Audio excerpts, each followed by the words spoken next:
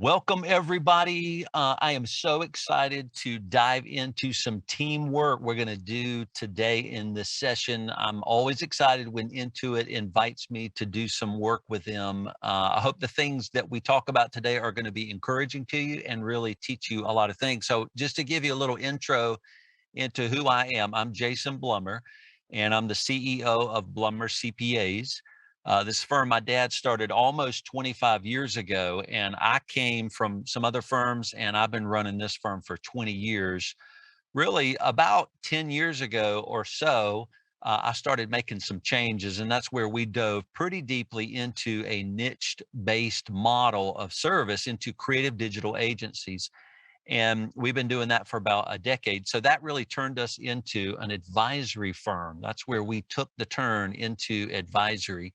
And about that time, I needed my partner, Julie Ship, to come in. She was working with me. So she's been with me for about 10 years now serving this firm. And we've built the culture and model of an advisory team. And I'm going to be sharing a lot of things we do in our own firm. So I'm going to be giving you really a rundown of how we hire and onboard high performing teams into our own firm. So I hope that will help. We also lead Thrival. It's a network and community for firm owners and entrepreneurs where we teach entrepreneurial education. So I am so excited to do this and dive in. Thanks for joining us so much. Hey, everybody, excited. Let's dive into hiring and onboarding new team into an advisory firm. And it is key that we put in the title advisory firm because pulling team into an advisory firm is way different than traditional. So we're going to be talking a little bit about what that looks like. So let's kind of run through the agenda that we're going to be hitting. So first of all, I want to do a little encouragement on the professional market. It's a lot of things we're all dealing with. As you heard, I run an advisory firm with my partner. And so we're dealing with some of these things too. We're going to talk about how to navigate those things as we go through a professional market and how to deal with the struggles of that. And then we're going to be talking about advisory teams and traditional teams.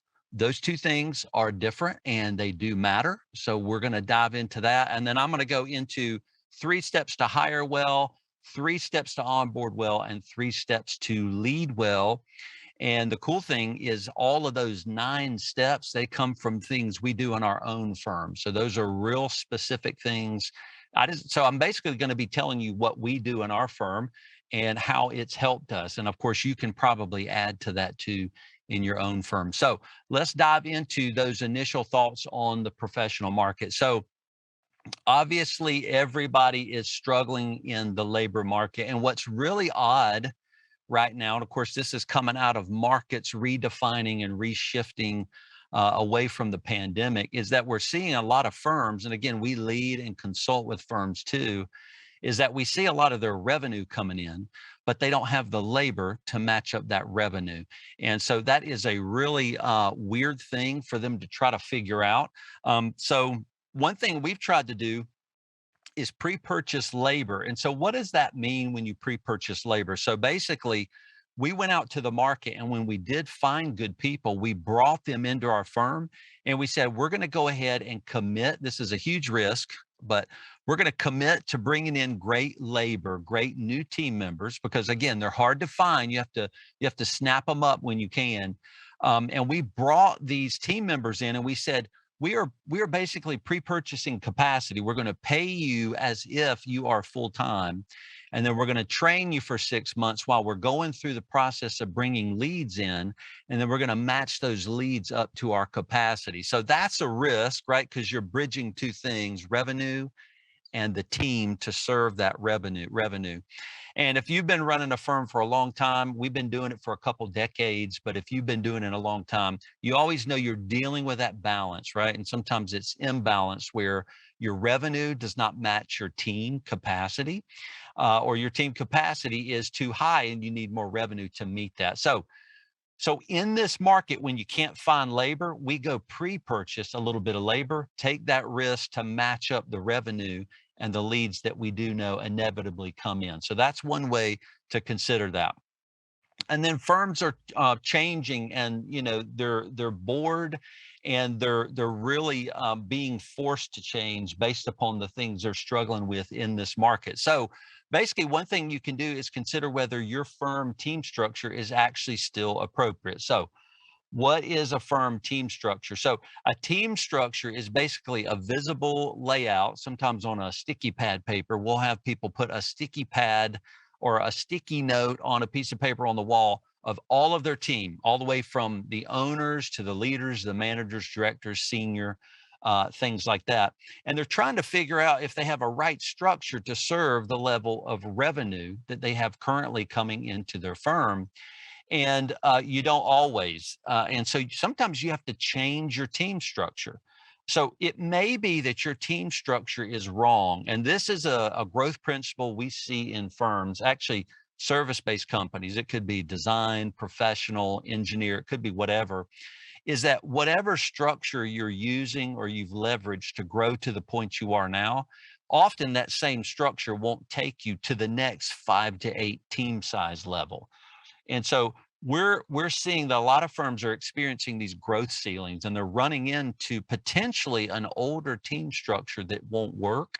And so what you may want to do is throw me some questions so we can kind of deal with that. That's kind of a general look at that principle, but that comes with a lot of specificity depending on the kind of firm you're building. So throw me some questions related to team structure, and we'll see if we can nail those down. Another one, and this is a hard one, and my partner and I have gone through this before, is that in this market, firm owners are struggling with their why and their purpose. And this is a heart-sinking struggle. A lot of firms are really dealing with, and we even saw some team change careers, right? So they're moving out of the profession into maybe from public to private, and they're really struggling. And firm owners really become distraught when they find out they just don't want to do this anymore. They're kind of sick of that. So one thing we've done in Thrival is we lead a community, and when you come together with a group of other entrepreneurs, you find out you're not alone, and you find out your struggles. That other people are having those same struggles, and so this is a major problem. And I just want to throw out that it is okay as an entrepreneur to kind of run into those times when you struggle with your why and your purpose.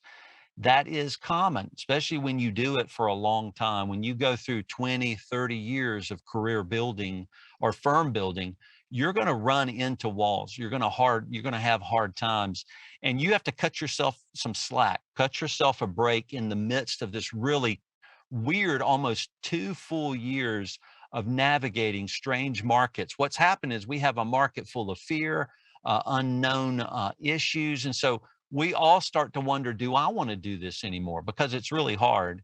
And I'm saying, come into a community. Thrival is a community at thrival.com. That's why we run that community, so that you can be reminded who you are and the value that you are to people. And so one other thing is to take heart and commit. So I would say don't run from your firm. Don't run from that work. Don't run from that valuable work. And what do I mean by that? Well, we're finding people do that. They struggle with their why, their purpose. They're facing some doubts. Doubts are real. Doubts are normal. Recognize that going through doubts doesn't mean you're doing anything wrong. It doesn't mean your career's over. You can stick it out through this really hard market, and I hope you will. So take heart and don't hide from your firm. Don't hide from the work that firm draws you to. Actually lean into it so that you can start to seek the right amount of balance. If you just follow a lot of people, a lot of accountants on Twitter, they just talk about how hard it is. That's the common language about how difficult it is, how difficult clients are. And it is hard right now. And clients are struggling, so firms are struggling. And I'm saying, respond to the more positive thoughts, your strength, your value, kind of lean into your firm so you can really start to deal with the hope that you can have when you do this for a long period of time. So I hope some of those thoughts on the professional market can help. We're facing all of those too. I know you are. So stay strong. You can do this. This weird market is going to level itself out. We may be in for another 1.5 to 2 years of leveling in our labor markets, especially on the western part of the world. But stay true to that, and let's see how strong we can be. So, okay, so let's move into the differentiation between advisory and team and traditional teams. And so it's really important that I kind of just talk a little bit about why these are different. So I have a matrices here. So as I look at my screen, we have contract value, and then we have client volume and size. And I want to kind of map out advisory firms and traditional firms because it's really important. And again, just remember that this session is about bringing in really strong teams into an advisory model. An advisory model of a firm is not the same as a traditional model. And so we're going to talk about how those are different, and then we're going to place teams into these matrices so that you know what it's really like bringing team into these different types of models. So let's kind of look at these real quick. So the contract service value, let's talk about that. So typically, advisory firms sell very large, complex contracts with difficult and unknown scope. So that's really common about advisory firms, and traditional firms don't always do that. So high contract service values often pull the firm in for service. So let me talk about basically what I mean. So in our firm, we sell something called controllership services, and that's pretty common. And so we'll have a team of two to three people will be put on this large client. That's where we're meeting weekly with this client. We're running all of their financial processes for them. We're kind of doing the whole shoot and match for the financial work that they hire us to do. Now, sometimes a client will come along and they'll say, "Hey, I need you to, sell me some CFO services." And so what we'll do is we'll say, "Well, we sell controllership services," and the labeling matters. It really matters because you got to understand that a client comes with some kind of context, right? Their friend told them, or their entrepreneurial friend told them to buy CFO services. Well, sometimes we say, actually, what you're describing is what we would label as controllership services, and it's probably what you mean. Now, if a client continues to push and says, "No, I actually need the CFO related work," where a high level owner needs to come in and help me make decisions to run my business. And we'll say, "Okay, that probably is CFO services." Now, those are more valuable. They come with a higher price tag, and that's great. But here's the thing, me and my partner are the owners of the advisory firm. So it's probably going to draw us into service. And that's really important. So now what we've done is we've taken up the capacity of the owner. And that is a particular part to the advisory model when it's selling high value contracts. These are, I mean, when you win these and you sell, a $5,000 to $7,000 a month contract for the next 12 or 14 months, you're giddy. You're so excited, right? You're like, man, that's a huge win, but it sucks so much capacity out of your firm. It's really important to know that a lot of that capacity is going to be from the owner. And so it's important to know an advisory firm will suck in that owner oftentimes. And you've got to be aware of that because in any kind of firm growth, if you can, you want to sell services that your team can fulfill. That's a strategy to growth, is something that doesn't pull in the owner to the service. But advisory firms often have, I wouldn't say that danger, but that risk that the owner is going to be pulled into those very high level services because some of your team members can't do CFO related work. So client volume and size. Let's talk about that. So traditional firms often have to manage large periods of flux with their client base, and so you probably know what I'm talking about. That's tax season, right? Now, in an advisory firm, we don't have that. In an advisory firm, we don't do individual tax. We typically, advisory firms will work only with companies. They'll contract in the name of a company, basically, and that's because they perceive their value as higher, and businesses also, in response, they perceive high value too. Whereas individuals don't have as much context to perceive as much value in individual services. So traditional firms, a lot of times, are just chugging along through the year, and then come tax season, January to April, their client count can double. Sometimes it will bulk up and balloon during that time, and that's a huge disruption to the model. So when we talk about advisory firms or traditional firms, and pulling team into those, it's important to understand that in a traditional firm, you may have these balloons that blow up the need for capacity. It's actually very disruptive. It's difficult, going through that kind of flux really is a difficult way to run a firm. I think it doesn't mean it's the wrong way. It just means it's a difficult way to do it. So smaller clients, and you can see here the notes on the slide that smaller clients, when it balloons like that, they still have needs, right? You still have to attend to the needs of those clients. So you could be serving a business client for $5,000 a month with one owner, or you could be serving an individual that's $500 one time the whole year, and it's still a human. Both of those humans have desires and needs and hopes, and they want your help in whatever thing is important to them. One of those is producing $5,000 a month. One is producing $500 per year. And you may say, yeah, but that's 300 clients producing 500 a year.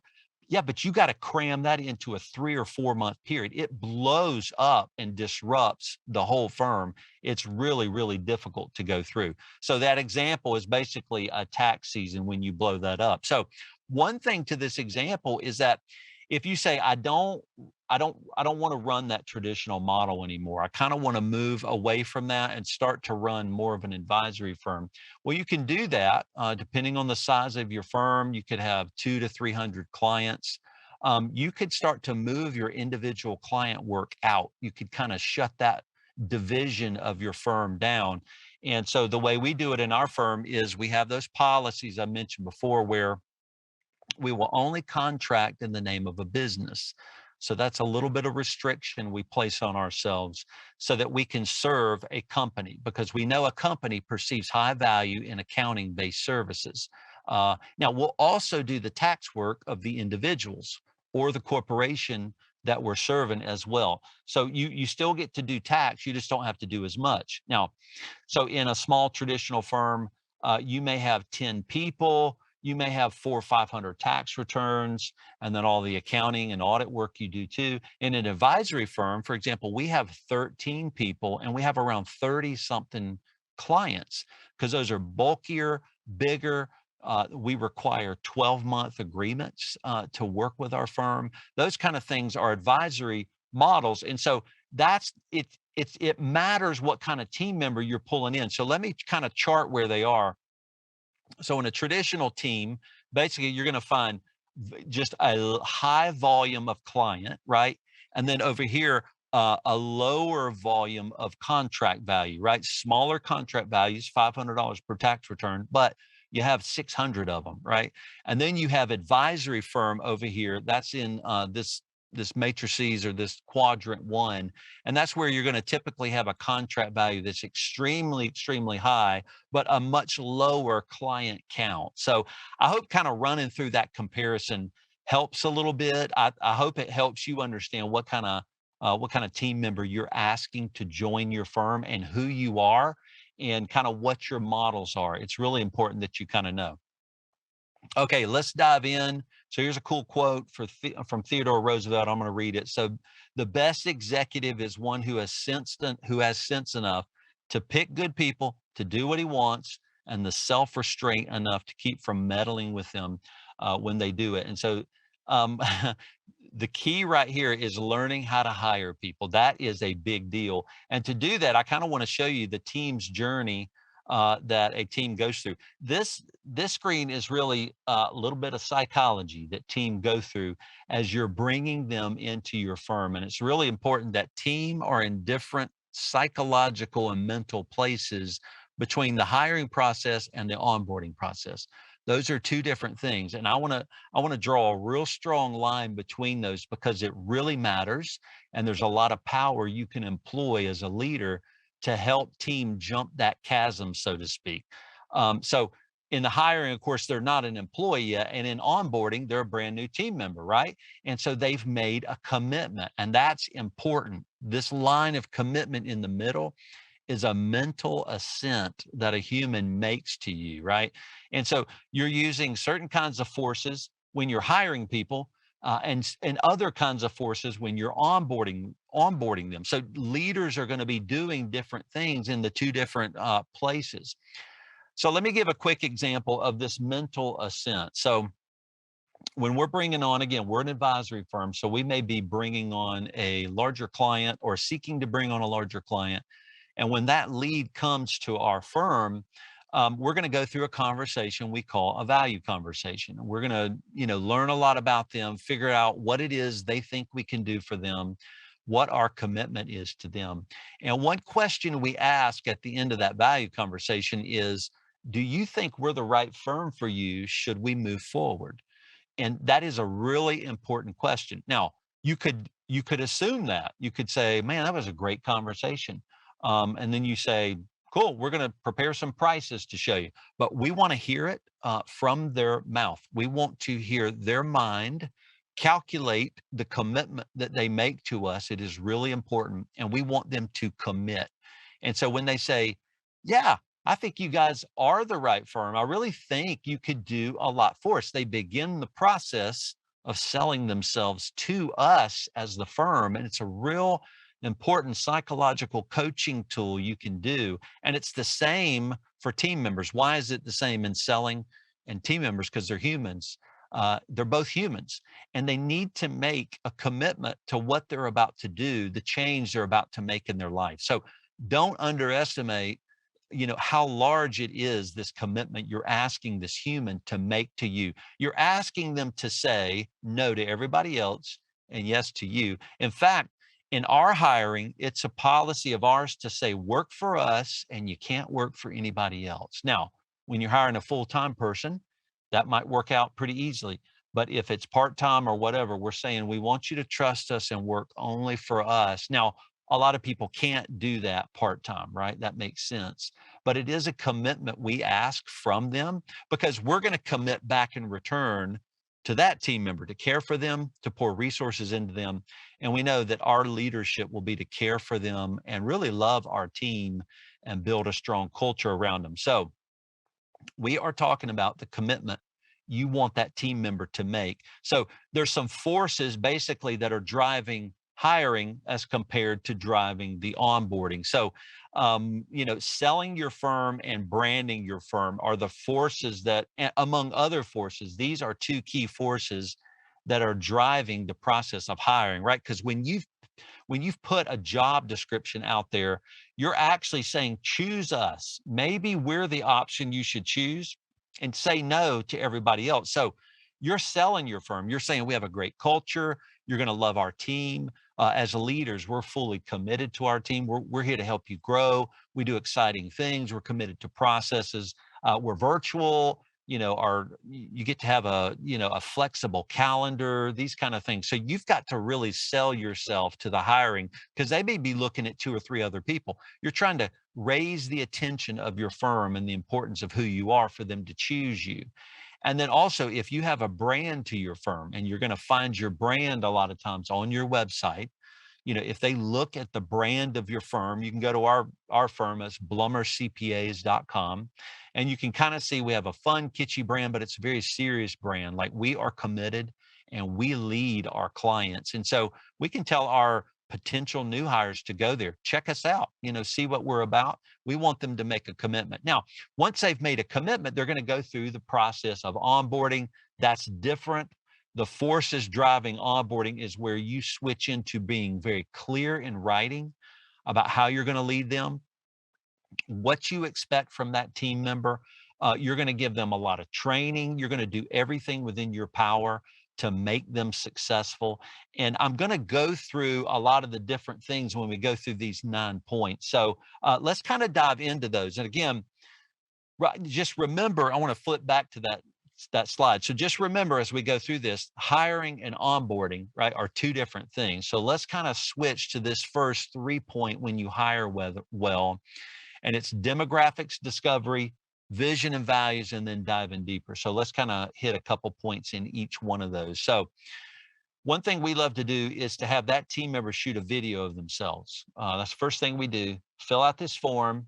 shoot a video of yourself. And we don't tell them how. We don't tell them where to upload it, how to get it to us. That teaches us so much about them. This is a demographics dive we want to do with them and learn about this person.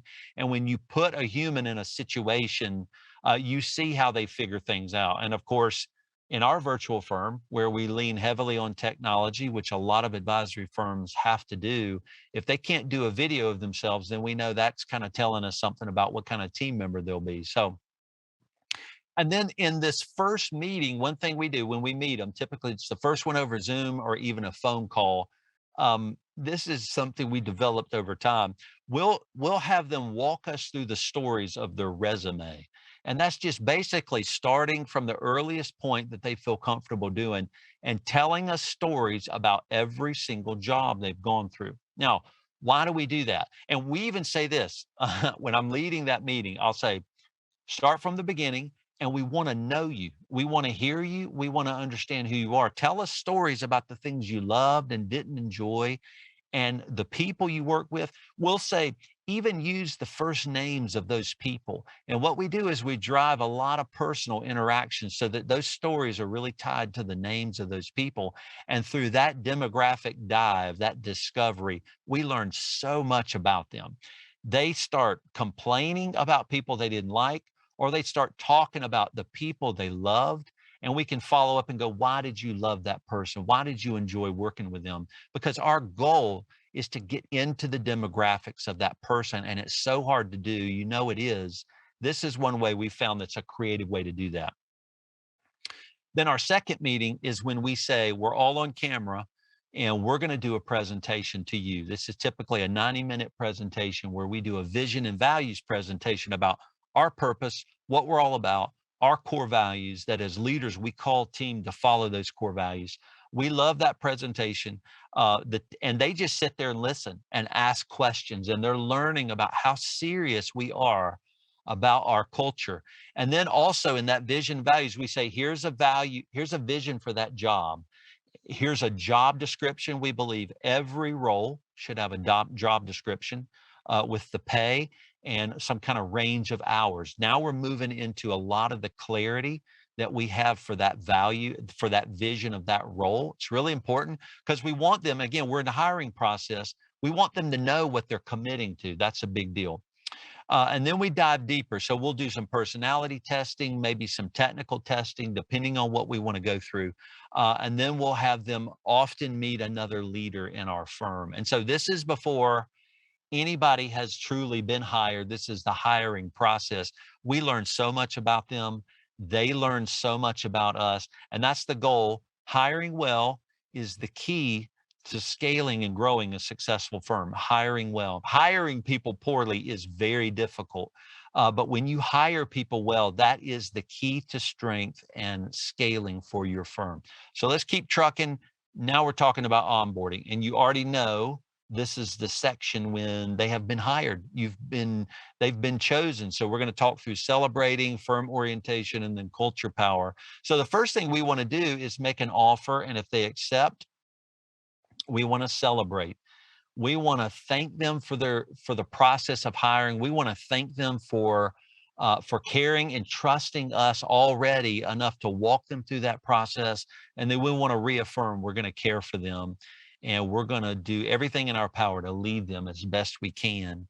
And then we get real clear. That is the goal. And you're going to see, we're going to follow up with clarity here in a minute. We give them a packet, and that's kind of this, delivery of a packet. It has all the things it should have in their employee agreement, W-4, I-9. You want to at least have these 4 things in there.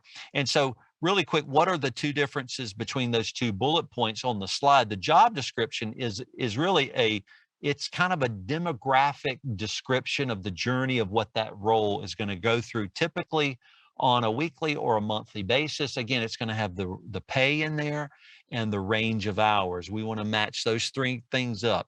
What they're going to do with what they're going to get paid, and the commitment we're asking for them from their life in the form of hours, typically per week, right? 20 to 30 hours a week or 30 to 40 hours a week. We want that clarity in there. And then the employee agreement is basically the legal agreement of employment, right? And so that you can get some boilerplate, forms that kind of talk through that.